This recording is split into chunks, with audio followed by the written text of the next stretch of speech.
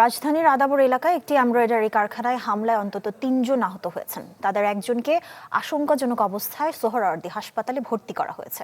ঘটনায় ক্ষিপ্ত হয়ে এলাকাবাসী আদাবর থানা ঘেরাও করেন। দাবি জানান কিশোর গ্যাংয়ের অপতৎপরতা থামানোর।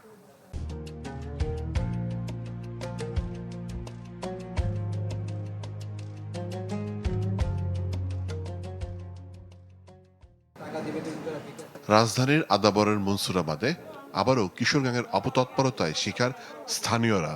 সিসিটিভি ফুটেজে দেখা যায় আবির ফ্যাশন নামে এক এমব্রয়ডারি কারখানায় হামলা চালায় ১০-১২ জন কিশোরের একটি গ্রুপ। এতে কারখানায় এক কর্মী আহত হয়। ভুক্তভোগী ব্যবসায়ীদের অভিযোগ, মোবাইল ও টাকা ছিনতাই করে এই হামলায়। এই ঘটনার বিচার চেয়ে রাজধানীর আদাবর থানার সামনে অবস্থান নেয় ব্যবসায়ীরা। অভিযোগ করেন, চাঁদা দিতে অস্বীকৃতি জানালে এমন হামলার শিকার হতে হয়। অস্ত্র উঠিয়ে সবাইকে সতর্ক করে যে আমাদের বিরুদ্ধে কেউ কিছু বললে জানি মেরে ফেলবো।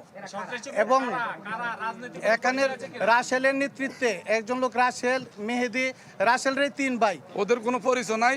ওরা সব যেই সরকার যখন ক্ষমতা থাকে ওই সরকার মানে সাইনবোর্ড নিয়ে ওরা তখন এই অপকর্মগুলো চালাই যায়।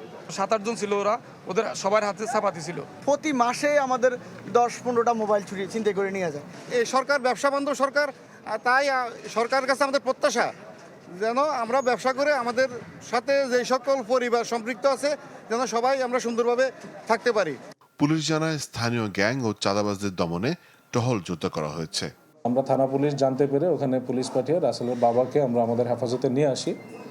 আর এই ঘটনায় আরও বেশ কয়েকজন আহত আছে, তারাও প্রাথমিক চিকিৎসা নিয়েছেন। আর আবির এমব্রয়ডারি ফ্যাক্টরির যে মালিক জহির সাহেব, উনি এসছেন, উনি বাদী হয়ে থানায় মামলা করবেন। মামলা রুজু প্রক্রিয়াধীন আছে।